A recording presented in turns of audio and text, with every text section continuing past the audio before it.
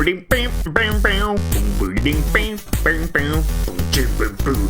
on and take a free ride. What if there was a Patreon which gave you 30 comics a month for $3? No way. This summer, you're gonna find House of Decline. Patreon. Patreon.com/House of Decline. Come on and take a free ride. Free ride. Yeah, subscribe to our Patreon. This is the ad read for our own stuff at the beginning of the episode. And that's a play on the fact that for some reason every movie trailer in the 90s had free ride in the trailer. Every comedy trailer had free ride. Even today, you'll still hear that song. It connotes good times. It connotes laughs and ribaldry. Just like this show that you're listening to right now. There's going to be some laughs and ribaldry on this program. Isn't that right, Stephen? That's right. Although you did say this summer in the ad read, you don't have to wait until the summer to subscribe. No, you can do it now. You can do it anytime on patreon.com/House of Decline. That's HAUS of Decline. You get a free comic every day. Mm-hmm. Not free, for $3. Sorry, you get a. But anytime, any Adam Sandler comic. You get Adam Sandler. You get a free comic for $3. Adam Sandler will come to your house if you subscribe to our Patreon. Adam, it's me, Adam Sandler. I'm at your house. I want to talk your penis. Oh, let me talk your penis a little. Adam Sandler, stop doing your dumb guy character in my house. Oh, now I'm getting mad like my dumb guy character frequently got. Oh, yeah. I like how he's friends with Paul Thomas Anderson. That's a cute friendship to me. Wow, that means he's only like one person removed from Tom York. I'd like to see them hanging out. I'd like to see Adam Sandler doing all the Radiohead songs. Yeah, that's what I'm thinking. Tom York, I really like that song. Everything in its right place. I will sing a few bars for you now. Everything. Yeah, there's a classic bit of Adam Sandler singing Radiohead in his dumb guy voice. Yeah. How does regular Adam Sandler talk? He just sort of talks like a New Hampshire Jewish guy who was born in the 70s. He was born in the 70s, right? Was he born I think he was born in the 60s, actually. Wow. Probably late 60s. Gen X hero, Adam Sandler. He is a Gen X hero. People mocked grown-ups for being like, oh, this is a movie where you just, spent $50 million on a vacation for all your friends. Yes, that's amazing. You you made a movie that's a vacation for your friends, and it made a huge profit, such that it made grown-ups too, and everyone knows Chocolate Wasted, whether or not they enjoy Adam Sandler movies and the big money shills. People still pay to see them because, I think for the same principle as people listen to podcasts, it's a parasocial endeavor. For some reason, people want to hang out with the Adam Sandler friend group. You got Adam Sandler and Kevin James and, Chris Rock's there occasionally. And, I guess Andy Samberg's part of it now. Yeah, there's this whole Adam Sandler group of people that you envision yourself as a part of. Yeah, the Adam Sandler Extended Universe. Yeah, the ASEU. The ASS universe. Yeah. The ASS That's universe. Eventually, there's going to be an Adam Sandler multiverse movie where Happy Gilmore and Billy Madison and Mr. Deeds, they all get together. All the Sandlers got to get together, and Little Nicky, and they got to stop, See, that's what I would pitch to Adam Sandler is, what if you play 20 roles? It's all your movies, all of your characters with all their powers from the movie. You get the click guy with his time, with his spatial abilities. You get, obviously Billy Madison's in there, and he's, using his wealth. He's like the Batman of the crew. You got Happy Gilmore, and he's beating people to death with a golf club and cutting them with stakes. This is my Adam Sandler multiverse. How are we going to do Billy Madison 2? What do you think that is, Billy Madison 2? You think he just goes back to school again? I think it'd be funny if he went to grad school and got really depressed and killed himself. I think that would be oh, why did I waste all this money on this history degree? Why did I waste all it? No, obviously grad school is a fine option. Go to grad school. Yeah, go do that if that's your thing. If you want to spend more time in school as much possible, you can do every single kind of school, Mm-hmm. Not for me, I like to be out there in the real world, getting my hands dirty, you know? Yeah. My school is the School of Hard Knocks. That's right. That's where I went to school, too. The School of Hard Knocks. I put that on my Facebook when it goes to education. I go School of Hard Knocks. And then I post a picture of me where I'm the Joker and then my girlfriend is Harley Quinn. And we're a crazy couple. Too crazy for you. Yeah. It's Facebook from like the teens. That's exactly what Facebook from the teens was like. Yeah. It was everyone is the Joker, you know. Every man thinks of themselves as the Joker. Every man has a little Joker inside of him. Every man has a little Joker inside him, you know, telling him to, you know, burn stuff and, you know, laugh. You know, all those gay things that you don't want to do. Maybe what the Joker is really is Batman's gay side. I think because, you know, he dresses flamboyantly, you know, he's a bit kooky, he's a bit fruity, he's a bit fey, you know. Yeah. Harley Quinn is devoted to him, but the Joker is never reciprocating her advances, at least in the original cartoon, which makes me think that Harley Quinn is indeed a hag. You know, she's a classic broad from Queens who got caught up with a charismatic gay man who she fell in love with. And, you know, I think that's a more interesting story than their star-crossed lovers, you know, I think, or not star-crossed love, but that's been the Joker Harley Quinn narrative is like, well, I have a fucked up relationship, and that's what makes it tumultuous and cool. And, you know, that's why you saw a lot of people emulating that idea. But really, I think the relationship between Joker and Harley Quinn is much more like, I don't know, who's the most famous hag in history? Who's I don't want it, the F-slur hag. Right, I think it's Barbara Streisand.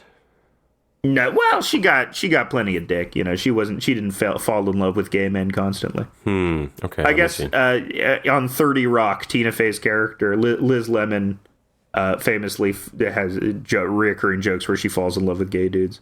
I think that happens to Elaine in Seinfeld, right? Yes, but Elaine converts him for a bit, but then fails. And then they have the speech about having access to one's equipment. Right. Wow, so progressive, that show. It was. They had a lot of gay panic episodes. They had at least 3 gay panic episodes. There's the one where George gets the massage and he has the I think it moved. Of course. I don't know. Gay panic plots are pretty funny, man. Speaking as a gay man, I think it's very funny when straight men feel very insecure about it. That's yeah. Well, that one it's funny because it's like Jerry is kind of the voice of sanity and is like, so what? I actually think the one where they're talking about, not that there's anything wrong with that, the one where they've been outed, I think that's actually, people saw it as, you know, less than progressive, but I think that's actually a great commentary on the internal homophobia of liberals, of like New York liberals, of like people that consider themselves progressive. So they say this weird little mantra in order to, you know, cover up their own insecurity. I like that because you rarely see sort of critiques of liberals in mainstream stuff. You know, the last big one was Get Out, and you know everyone loved that, but even like liberals who watched it didn't really understand what it was like. They didn't understand it was commenting on them. They thought it was about those other ones. I mean, when I saw it, I was like, yeah, I would also vote for Obama a third time. That guy, he was hell yeah, right on. Obama, yeah. Man, I you know who's in that movie is Caleb Landry Jones, who for like 2016 to 2018 appeared in every single movie. He was in Twin Peaks. He was in what's that movie? Oh God, he was in Twin Peaks: The Return. He was with Amanda Seyfried. He was in 3 Billboards Outside Ebbing, Missouri. That weird sort of straight.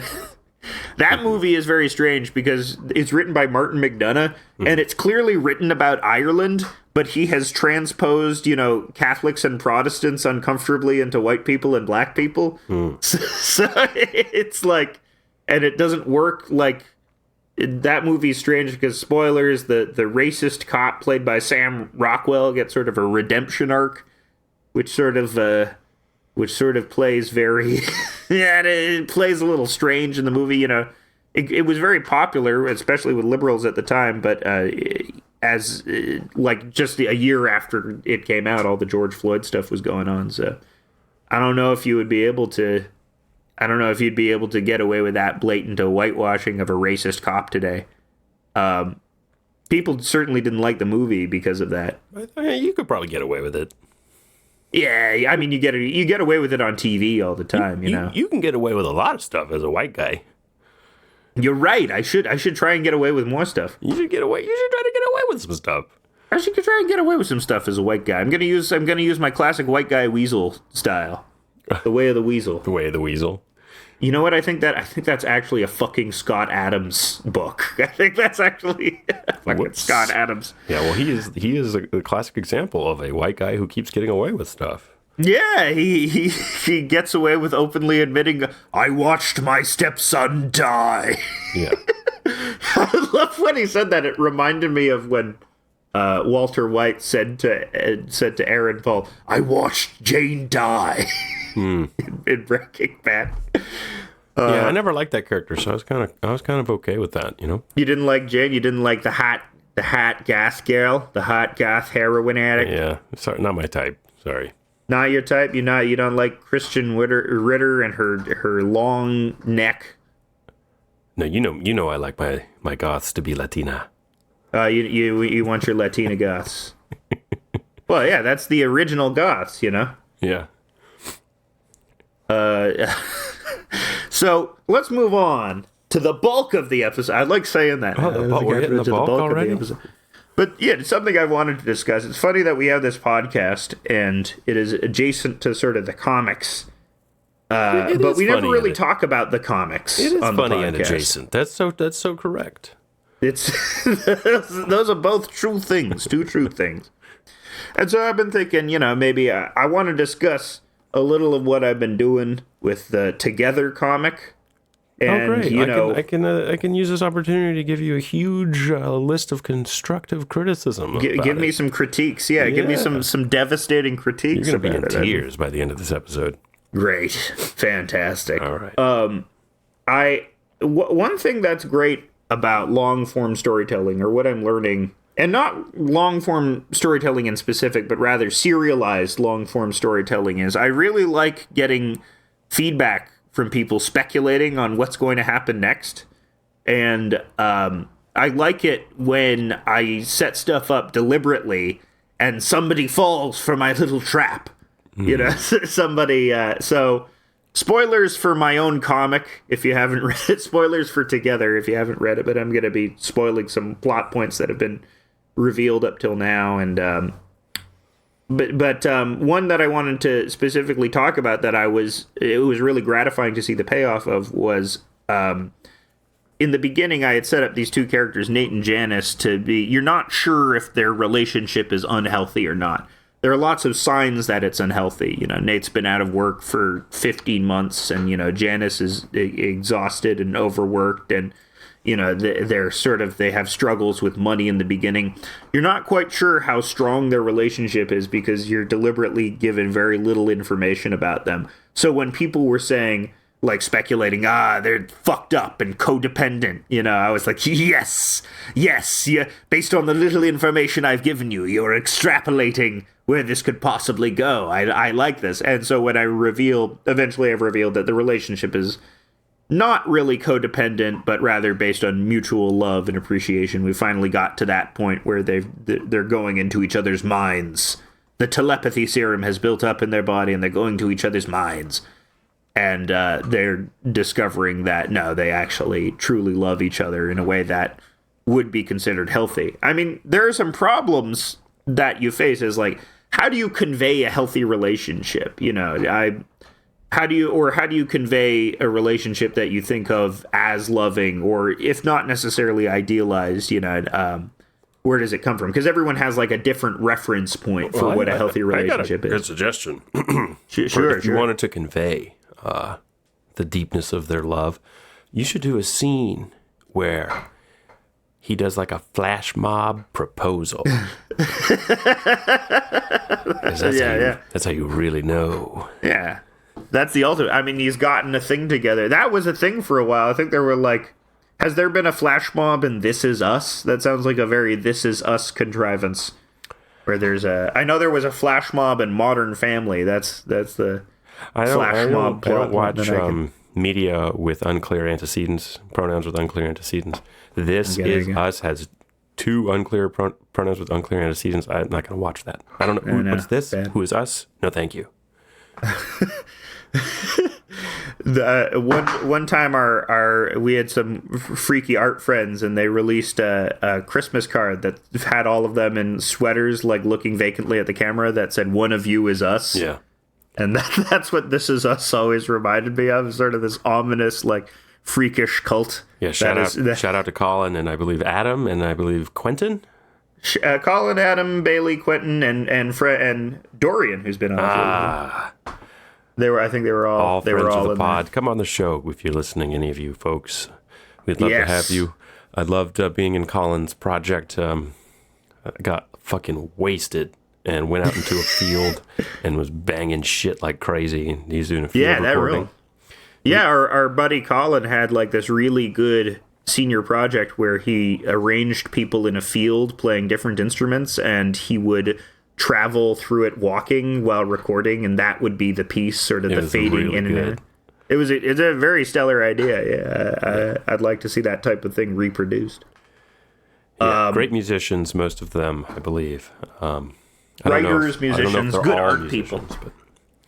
But they inspire me to do stuff like this, to do this long-form storytelling, to do this, because the thing about doing the penis comics is that they're good, but I have this rapid production of them, and that was sort of intended as a training process for me. There's an old episode of Pokemon, right, if I would like that, where Ash goes to this training ground where he meets this intense trainer called AJ, I think it is, and he is in the dub he has a southern accent. It's funny they gave him a southern accent, and he puts like he puts the Sandshrews in gay training harnesses, puts the Rattatas in gay training harnesses. Which, yeah, thinking about it now, man, those really look like the harnesses that I frequently see leather daddies wearing. Where are you frequently seeing leather daddies? I live near the Church Wellesley Village in Toronto. I'm frequently seeing leather daddies. Tricked you once again into self-doxing. I don't mind people knowing the general area of where I live. Really? Someone who's pissed off about the comic could set off a dirty bomb. Give my assassination coordinates. Yeah, he just gave your... We can't talk about the assassination coordinates. What, are you crazy? We'll get banned, man. You're going to get your account banned if you talk about the assassination coordinates. I've been talking smack about Elon. Is like too many people are talking smack about him for all of them to get banned. And I've been saying some of the least bad stuff about him. A lot of people are just telling him to straight up kill himself, which is I figure that's a bigger fish to fry than me just saying making my dumb Elon Musk jokes. I mean, it's I think he's going to do that thing where he's like, this is all, like, it's all been part of my plan to increase engagement. He's been doing that. He's been saying, this is all part of the plan. Which sucks, because, like, you kind of are playing into his hands if you're, like, posting on Twitter a lot more because you're pissed about Elon Musk. So I just ignore it. I'm on Twitter for the laughs. Okay, I'm not on there for politics. I'm on there for the laughs, and I'm on there to tell people that I think they're an R slur. Okay, like the guy most recently, I called that was tweeting something about how it's actually proletarian to be pro AI. Okay, because actually it's the working man artists who will benefit the most, and I'm just like, that's obviously not true. This is why you can use slurs still. Because of this kind of stuff, which I know not everyone will agree with, but come on. I think that's the other form. The other thing about long form storytelling, especially nowadays, that I see as sort of counter to the encroaching nightmare technology, is AI art is like a big thing that's been coming up. It came up again recently. I think the discourse this time got started because some guy made a children's book, an entirely AI art generated children's book, which sucked, but they sold on Amazon. And we've talked about it before, how there is a labor issue, one that won't necessarily affect me because the AI art that's being produced isn't. I think it will affect you. I mean, I don't. Yeah, probably. I know you're saying it won't, but it's gonna get better to the point where it's going to affect everybody, and you should stop using it. Well, the reason. It's funny how I've sort of developed this style, which I feel is as antithetical to the reproduction of AI art as possible, which is for many reasons. One, because the line is shitty. It's not my sort of like shitty, jittery line that I have not from like any sort of expertise, but from a practiced amateurishness. I think that thing is incredibly hard to replicate.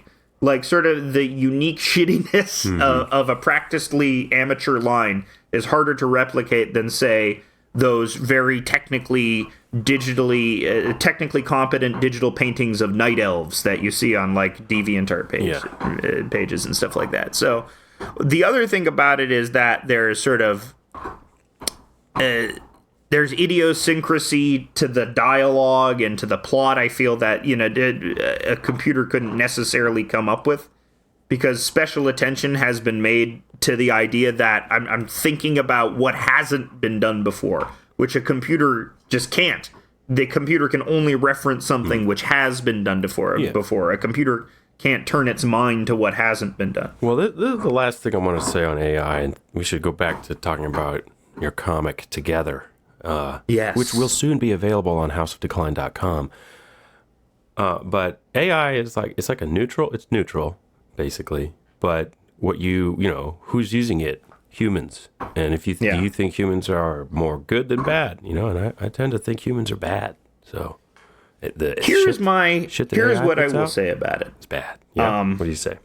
I saw the movie Enter the Dragon, the Bruce Lee movie Enter the Dragon, when I was like 10 years old. And it's this foundational movie in my mind. Everything. Water. Yeah. Well, I don't think he says that in that movie. That's from the famous interview. Well, fuck you then. Sorry, but the thing that he said, the philosophical precept or the proverb that he says in that movie. You're talking to a Bruce Lee head over here. Talking to real Lee heads. I boycott that fucking Tarantino movie. Don't start Once Upon a Time in Hollywood discourse. That's so tiring. Fuck I'm not in that. Fuck you, Quentin Tarantino. I have my opinions about that, but I'm not going to raise it. But the point is, Bruce Lee in Enter the Dragon, there's this great scene right at the beginning where he's instructing a kid in martial arts, and the kid is doing moves that are okay, and Bruce Lee is like, it needs emotional content. What makes a punch better than another punch? It needs emotional content. There needs to be something behind the punch, which, and that theme reproduces itself in the movie, because like a lot of his battles are with, like, one of the battle is with the guy that killed his sister, and there's all these flashbacks going back to that, what his motivation is. And, and he says something very interesting as well, because he says emotional content, but not anger. But it's sort of hard to distinguish that in the movie, that sort of the line between, what is part of that generic emotional force, that sort of energy which makes things better, versus that blind anger. That's a question that the movie keeps coming back to. But then the next thing he says to the kid is, it's a proverb. It's like a finger pointing at the moon. Do not focus on the finger, or you will miss all of that heavenly glory. And, that obviously can have as many meanings as you want, and I'm sure I'm interpreting it incorrectly. But what it means to me is that if you focus too much on the technical aspect of how to make something, of how to create something, then you will lose out on sort of the wider glory of it. You will lose out on sort of the wider sentiment of something. Definitely. And it's people that ask how too much and not why enough, Yeah, I mean, anecdotally, my own, from just making, music production and stuff, like, some of my best stuff is like stuff where I wasn't trying too hard and it's accidental, and I'm like, and I can never recreate that sound. Like, I got the best guitar tone ever, and I've never been able to recreate from putting a shitty 10-watt amp up next to my iBook G4's built-in speaker, and I somehow got the best guitar tone I've ever gotten. And, that's, asking how, not why. It's not totally related, but you can't, when you have music, it's hard to ask why. That's an interesting question to ask about music. It's like, why did you make it sound this way? Which is hard to answer, but it might be easier to answer with visual art. I don't know. What do you think? Well, I think, why is like, you should be able to answer why. And, when you ask like one of these AI art people why, they usually come down to these sort of bullshit fake out responses like, oh, this is proletarian, or, this is for people that aren't as skilled at art, or, it's like there's never like the question of why has to come down to the original idea, emotional content. What is the emotional content, And, when you say best guitar tone, best implies, it's the best sounding, but it's the best sounding because it triggers some sort of emotional response in you. Either because, I think to you, it would have that sense of placidity or, sort of dreaminess that you like in, say, the guitars of XTC or something. That's how you would judge, like, the best guitar tone. That's how I am now. This was actually like 15 years ago.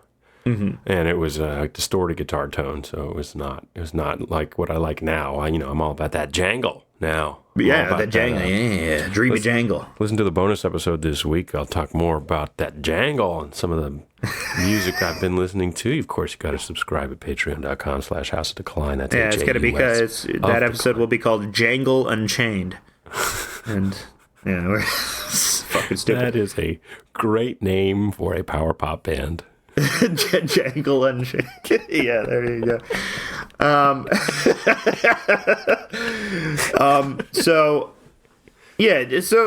AI art, I'm sure eventually you'll get to a point where, because I'm watching like Star Trek too. I've been watching a lot of Star Trek Voyager lately, which is a very bizarre entry into the Star Trek series. It's like sort of kiddie, like where like Deep Space Nine was a lot headier and like almost Shakespearean and very like theatrical and play-like.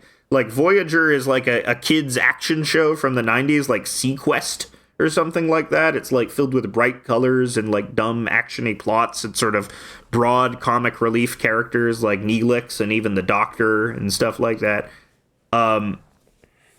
I forget what my larger point about Voyager was. That's okay. I just would say I'm watching a lot of Voyager, which is influencing my ideas about stuff. But also, it's like, just a lot of the sensibilities have changed since that time. Like with the handling of Chakotay and like indigenous stuff. That really ages the show more than a lot of other stuff. I was actually looking up because I was wondering, has there ever been a Jewish character in Star Trek? Has there ever been like a mainline character named like Shecky Horowitz? Ensign Shecky Horowitz. There's been every other type of character, but no Jewish character on Star Trek, and I wonder why that was. William Shatner was Jewish. Leonard Nimoy was Jewish. I guess Spock is supposed to be Jewish. I'm gonna read Spock as Jewish. Aren't the Ferengi? Boo! No, they Star Trek had to work very hard in order to get rid of that association. Really? Yeah, because immediate criticism of the Ferengi was like, this seems a little anti-Semitic. I mean, that's kind of they're like the money obsessed, like they kind of talk. Didn't one character like talk with like a New York accent? Yeah, they're short, witty, money-obsessed guys with weird facial features, But the Ferengis are not supposed to be Jewish people. That's like, I think that's sort of a bad faith interpretation of them. They're supposed to be 20th century capitalists. That is the joke. Welcome to Bad Faith Pod with Virgil, Texas. Bad Faith Pod. And you're Bree Bree. I'm Virgil. I'm not gonna do a Brie impression. Isn't that? Here's my Brie impression. I'm Brianna Greyjoy. I mean, I would rather be Virgil Texas than her. I would rather be the horrible escaped groomer Virgil Texas, who somehow escaped the charges and is off. He's off on the lam. He's probably chatting up girls on the internet and he should be in jail. Well, the last time Virgil Texas came up, apparently he wrote some article for some sort of conservative newspaper like a couple months ago, and that's the last that anyone's ever heard of. I haven't got confirmation on that. I heard that. That might have been nothing. It might have been like a fake. But yeah, he disappeared. You should write him into Together. Yeah, Virgil Texas shows up. Virgil Texas shows up and have him do something fucked up. Yeah, that shit was, man, I would be so fucking mad if Virgil Texas, like if I had a friend who turned out to be a Virgil Texas. Why don't you, whatever happened to your long form Chapo comic? I scrapped that when I realized it was the dumbest shit on earth, and I should be drawing my own shit. It's fun. I'm going to make fun of you for that for a while. You should make fun of me for that for a while. I got very parasocial with the Chapos. Yeah. For a while, I got really depressed when I was like in 2016 and 2017, and I was just cycling through all those Chapo episodes because here are my internet friends. They like me. They know me. They make Simpsons references like I do. And so, yeah. Well, yeah, I mean, Nick Mullen's the king of that, though. That's how like my best friend in middle school and I like interacted, was him making Simpsons references and me laughing my ass off. So that dynamic is like, to find out that dynamic is like actually common and spread out all over America, and now even the wider speaking world, as the Simpsons has of course gone global. Mm-hmm. It's interesting, it makes me feel like us dudes, we got to stick up for each other. Yeah, we're inheriting the earth right now. Us dudes, those of course, dudes are the only people that make Simpsons references. It's true. I mean, I have no one other than dudes has ever heard a non-dude make a Simpsons reference. Yes, I've heard plenty of non-dudes making Get out of town. Very popular. I want proof. I want names. No, but your casual misogyny. What? Your casual Simpsons misogyny. Excuse me, but dude is gender neutral. Okay, there you go. Now we're gonna have this debate. Is guy gender neutral? Is guy gender neutral? Is saying, hey, you guys, is that a microaggression? We're very qualified to talk about this, and we should talk about this. About whether or not words are gender. I mean, in English, dude is a neutral noun because we don't have genders in English. I don't. What? So stop it! Stop. There. Stop with this line of questioning. Derailing your podcast. This is derailing my awful rants. Right. Well, let's get back into your very transphobic back into my incredibly transphobic. Whoa! What? Stop it! Well, actually, it's interesting because I hope someone doesn't interpret it that way. Because it is about sort of like it's a man and a woman coming together and becoming one entity. And I think there are, queer elements or trans elements you could read onto that. That's certainly not my intention. And it would not be my intention to display it as like a negative thing, even if it were, or anything like that. But well, that's interesting. Are they becoming the same person? We're gonna explore that idea. What does it mean to be two people in the same body, or will they eventually, where their personalities eventually merge as well, to where they'll start thinking themselves as one person? I've been on a hot streak with my predictions of media plots, because I was predicting the White Lotus plot, season 1, and just getting it right on. You gotta write down, to the. You saw all these characters, and it's going to be a heavy-handed but well-executed plot about modern rich people and their gentrifying-ass habits. And I've watched the second. I like how different the second season is from the first season, because I guess because it takes place in Sicily and not Hawaii, so there's no overarching colonialism narrative to be had there. Mm-hmm. But the fact it focuses much more on infidelity, right, and those problems among the wealthier class. Mike White, fantastic writer. Love his stuff. Love School of Rock. Love Enlightened. Yeah, I was reading about Mike White. He hates classic rock. yeah. It's funny? Really funny that He was just I mean, that makes me like him even more. I know. He wrote it for his friend, Jack Black. Yeah. It's like, I know my friend likes classic rock. I'll write him a special movie. That's how he talks, too. That's exactly how he talks. Kind of is how he talks. He's like a little weenie guy who's like a genius.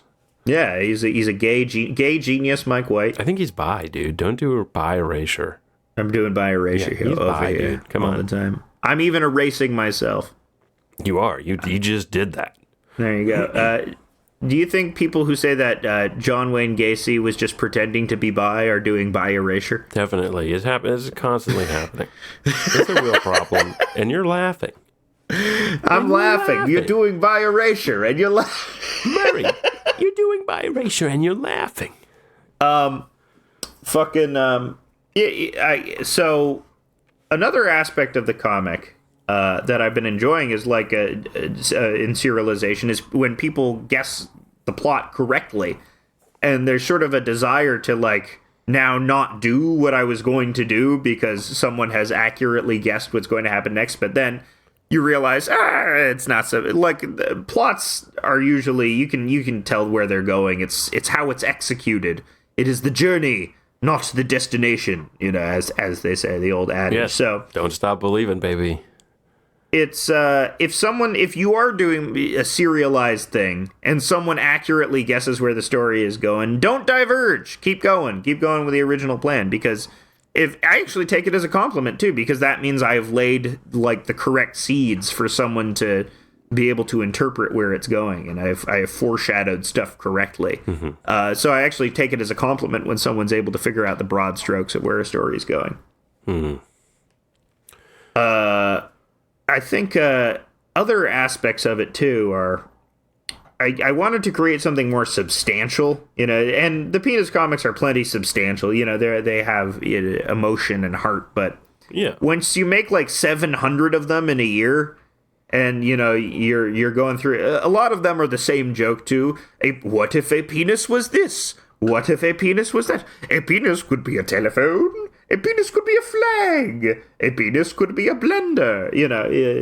A lot of it is variations on the same joke. You never did my idea, which I was a little offended by. Okay, which was your idea again? Penis jousting. Oh, the penis. I did do penis jousting. You did? You did like medieval guys doing?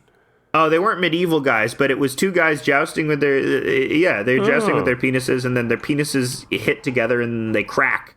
They fold up and crack, and they go whoa.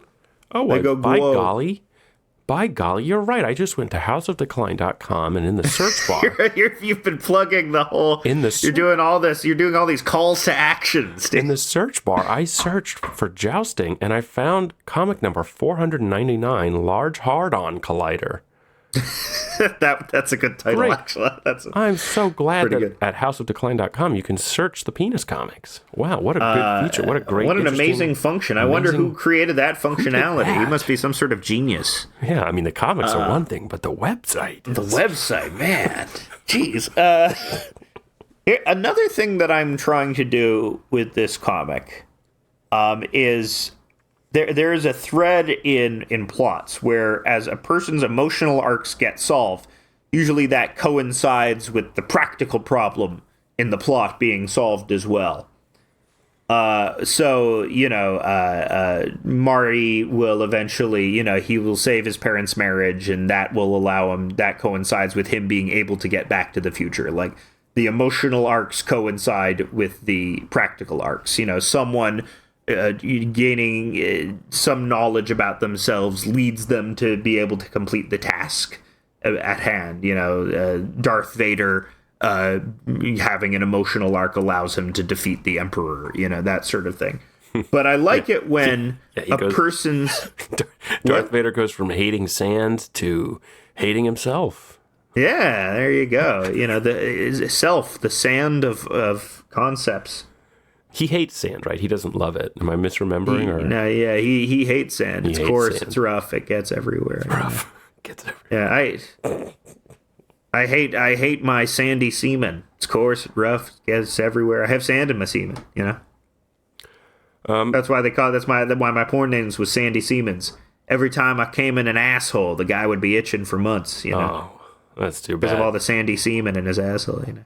That's a bad. It was because I was cursed by a crab. Huh. Yeah, I guess that makes sense. I offended a crab at the beach, and he cursed me with sandy semen. I think fans may be interested in like the physical drawing process that you go through, because it's true. I mean, like, I really hope people understand like how big each individual comic is. You release them in a group of 4, but each one is like a full page. And is it like an 8.5 by 11 page that you? It's a 7 by 10 page. Okay, so I drew not quite a printer 10. page, but like each one is like a full page, and you have to use a lot of ink. Like, my question is, how many pens are you going through? Well, I only have one pen. So if we're talking about kit, I use the Pentel brush pen. I know, but how many of them have you gone through?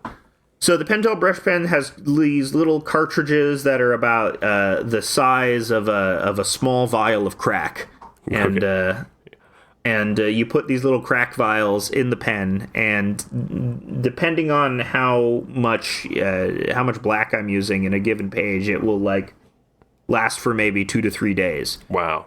So you're going through cartridges like they're going out of style. And tons of cartridges, like crack. You need money for these cartridges, which is why if you want to see more... Stop it! No more! These cartoons. No more! Patreon.com. It's done! House of Decline. It's done! So no more native advertising. I'm the king of this fucking podcast, buddy. I get to do what I want. There you go. You are the king. You are the driver. Yeah, it is labor intensive, and I often consider switching to digital because at some point it becomes much cheaper. But I don't know, something is lost, and I just don't know how to use a Wacom tablet. And I mean, I know how to do all that stuff. It just seems less appealing to me than having an actual physical thing in front of me. You know, well, it's not zero interesting. Sum. You can get a tablet. First off, don't get a Wacom. Get a Huion. Oh, yeah. And it's much cheaper. Pretty much the same quality, but it's not zero sum. You don't have to, like, abandon pen and paper. Like, my, this is a little behind the scenes action here, but my suggestion to you has been always to get a tablet and do, like, animation on the tablet. Yeah. Because doing animation by hand is a pain in the fucking ass. Yeah. Although I see some people doing it. There's like this very talented animator called Felix Colgrave, and he does these exercises where he does just 1 second of animation. He just does 24 actual drawings in a day, and he just photographs them with his phone, I assume. That's like on a stand or something like that. They make these beautiful little intricate animations. So it can be done. And there is some part of me... 1 second, though. He spends all day making 1 second of animation. Yeah, but that's how it goes. You know, if you want to make it look good, that's what it is. The problem with animation is that once you cut corners, it really shows. I mean, my frequent rants against rigged animation in this podcast are one example of that. In order to do something, you have to make it look organic. In order to, let it breathe. And why those old Disney movies look so good is because they're just even simple stuff gets ignored, like squashing and flattening. Yeah. The way that you would convey speed is by artificially, squashing a character and having them elongate. You do those exaggerations in hand-drawn animation that you are much more difficult to do in, say, digital art or rigged animation. Well, I still think you should give it a shot on the digital. Put it in your tool set. It's just like, yeah. For example, and if I translate this to music, I know rudimentary drum skills. I could, if I wanted to, purchase a drum kit, and I have enough mics to record a drum kit, but it is much easier for me to use a MIDI drum kit. And no, it does not sound as good, but I'm also completely uncompensated for doing any music, and there's no real reason for me to do it with a drum kit, even though it would sound a lot better, because I'm not like dedicated to that part of the craft. So my question to you, which might be a little Well, to me, the confrontational is Wacom like, tablet is my drum kit. You know, Well, I it's like- don't need it. I'm not dedicated to that part. I mean, of the craft. are you dedicated to, like, if you truly are dedicated to like the craft of drawing by hand, then yeah. But if you're more interested in conveying a plot, which you spent a lot of the episode talking about how you convey a narrative and a plot, then a tablet is a way to make your life easier. So what the pushback I have to that, and the thing that I'm sure tablets can reproduce stuff, but also when you do pen on paper, there's a grain to paper as well, especially the paper that I use. I mean, they got that. They got all of that. Yeah, I know they have that, but it's still the same thing with AI art. There's just like organic stuff that is difficult to reproduce, and that you know it's like the same with digital and analog film. The same with film and digital. It's the difference between circles and squares. You know. Yeah. Well, this goes back. I mean, there's analogs to this in almost every genre. I mean, like if you talk about guitar pickups, like. Some of the most expensive guitar pickups are the ones that were hand wired from the 50s and 60s. And then, you know, the shitty guitar pickups are the ones that were made in a factory in the 2000s. There's this concept called the de-skilling of labor, where part of sort of the insidious nature of industrial capitalism is that people used to be artisans. You used to be able to know how to make a chair. But once you got to the factory work, you only knew how to make one part of a chair. So you couldn't then use what you learned at the factory to go on and become a chair maker yourself because you only knew one protracted part of it. You know, you see the same thing with these microchip factories where the workers only know how to do one very specific little part of the microchip. And, you know, that's...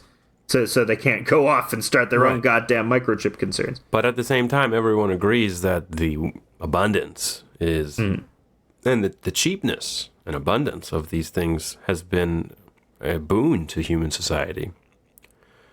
Maybe. I mean, that's that's sort of what we're wrestling with now, or the idea of is this luxury that we have, you know, should we face degrowth? Should we get back to sort of I think there is sort of, we've talked it before in this show, I think in our episode, Walden but Violent, you know, we talk about the sort of back to nature thing that comes up on both the right and the left, where there is this return quality that people want, where I think socialist degrowth is probably the best version of that instinct.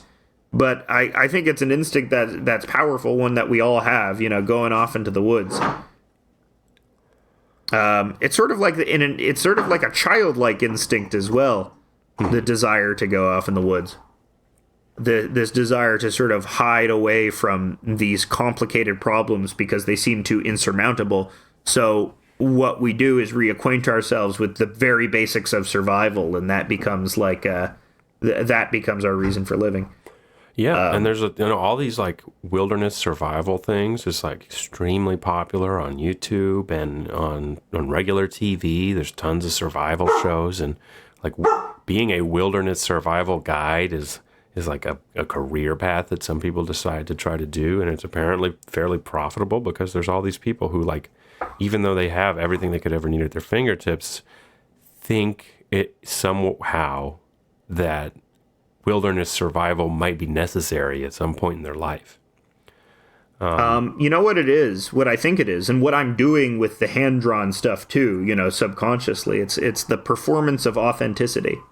In the movie Her, there's this great little bits about the future, about the supposed future in the movie Her, which I think is now. It takes place right now, doesn't it? You or mean something like that? Or it takes place winter of 2022? Something like that. But I like that Joaquin Phoenix's job in the movie is he writes beautiful handwritten letters and sends them online. So that movie discusses the performance of authenticity, which in like a broad sense, that's been our culture, you know, clawing at ways to sort of get at this loose idea of what it means to be real and authentic, because we are beset with endlessly reproduced Drek. Right. Some people just decide to go and, become part of the endlessly reproduced Drek. They don't care about performing authenticity whatsoever. They, the people who are fully on board with the Marvel stuff, and there is no there, or even the people who are fully on board with AI art. It's just there's no need for them to perform authenticity. There is no sort of idea that there is something to be had in the organic, or in the simpler, or in the less, less convoluted, the less constructed. Right. Yeah. The Trillbillies talk about this in terms of like how they're sort of burnt out coal mining towns in Kentucky are sometimes swarmed by these rich city people who are in search of quote unquote real authentic people. Yeah. And they've made that into a meme, and talking about how hotshots come to town and set up a cat cafe. And they're like, I love living out here. The people are so authentic. And it's like, do you mean poor? Is that what you mean? Yeah, that's what it is. Yeah. So along with that, you get the fetishization of poor people as well. 2010's hipsterdom was all about that, Pabst Blue Ribbon and mustaches, and it was all about taking these hallmarks of the working class and appropriating them for your rich selves. In a way, you wanted to convey a sense of authenticity. The working man artist doesn't have time to draw by hand, Alex, and because you're bourgeois. You have bourgeois comic artists drawing things by hand, whereas the proletarian cartoonist has to use an iPad. That's such a bizarre thing, because it's the use of this high piece of technology, or the use of stick and paper. What is more proletarian than stick and paper versus using an iPad? Yeah, that's much more proletarian, is using an iPad. I think that's the other thing that attracts me to sort of hand-drawn art, is because initially there is less of an opportunity cost to get into it. Mm-hmm. All you need is a pencil and paper, really, and you can come by those fairly cheaply, at least more cheaply than you could come by a laptop with all the right software and, Yeah, you need at least like $1,000 to get into digital art making, I think, generally. Mm-hmm. So I think that is, in terms of the performance of authenticity, I participate in too. I think we're all participating in it. If you care about sort of emotion and feeling and, getting to a realer place in your life, whatever that is. And I think we're all in search of that, because the blurring effect of our modern media stream has caused all of us to sort of become hyper-normalized and bleary-eyed with this endless entertainment that blends together. So what that produces is we need to get to something more coherent or more iconic or more substantial than just this endless blurring effect of constant entertainment. And that's how I sort of started seeing the Penis comics after a while, because it was sort of the similar thing over and over and over again, and I like producing them. And I think I come up with good jokes at least once a week, by my high estimation of myself. But still there's a desire to articulate something that is more specific and unique and less iterative. So I think that is also the desire to pursue long form storytelling in this fashion as well, because it gets to a more specific emotion, And in order to convey something as being real, you have to avoid cliches, which is a very hard thing to do, because often cliches are the real thing. What you are feeling is the cliche. But for people to interpret it as not, as authentic, they can't be reminded that they're seeing a cliche. And, sometimes I'll think of like dialogue that I've written in together that's like, that's like, I like at one scene when Janice is in her mind with Nate, she's saying, and then there was you. And that's like, I started thinking, that line kind of sucks, because they use that line in the television show You to convey like this weird serial killer. Don't the Beatles use that line, I think, too? Till There Was You, okay. And that's from The Music Man. That's a song from The Music Man, which is great. And then there was you, the song that I think about most, which uses that line, is Third Uncle by Brian Eno, which is an awesome song. Did we play that on a bonus episode? Yeah. It's one of the songs I mentioned most because it gets me amped. So, yeah, why I'm doing this is once again part of this ongoing performance of authenticity. At first, the penis comics are authentic, or they seem authentic to me because I'm articulating this goofy part of my subconscious. But eventually, once you start getting feedback from people, stuff changes. Or like once you start getting an audience, you do start thinking of them in mind. It's no longer like with those earlier comics, there's sort of like a nice relief to those earlier comics because I didn't have an audience then. So I was doing it exclusively in a vacuum, translating my own subconscious directly onto the page. But once you have an audience, then they start asking stuff of you, which is good. You should have a dialogue with your audience. I'm forever grateful for it, but it really changes how you approach work and how you think about yourself as this isn't just my vision anymore. It's the vision plus the influence these thousands of people have over me. So I think the other reason why I tried to do this long form comic is because it was just so different than what I had done before, and it was a way for me to get back to that. Okay, this is just translating my pure subconscious out onto the page without thinking about the demands of this audience, which has resulted in a net loss of followers. But who cares? Honestly, I overshot it at the beginning.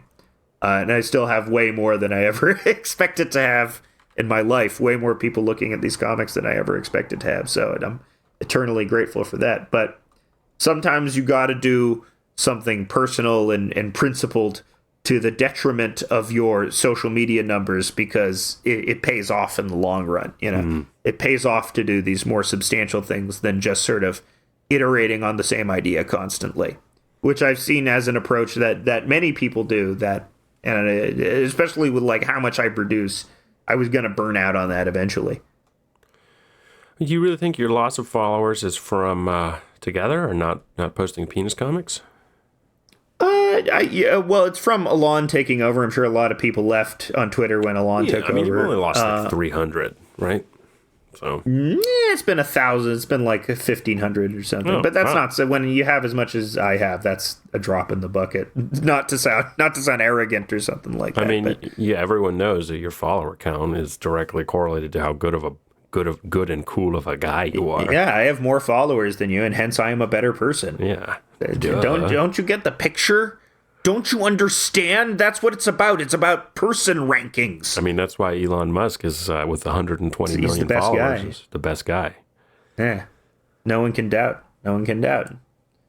I think another aspect to this comment, which I really like exploring, is it's just romance. We don't have a lot of romance comics, or it's like I don't see a ton of like serialized romance comics, and if they are, they're usually in sort of following that questionable content style of like sort of weepy, like very sort of anime inspired.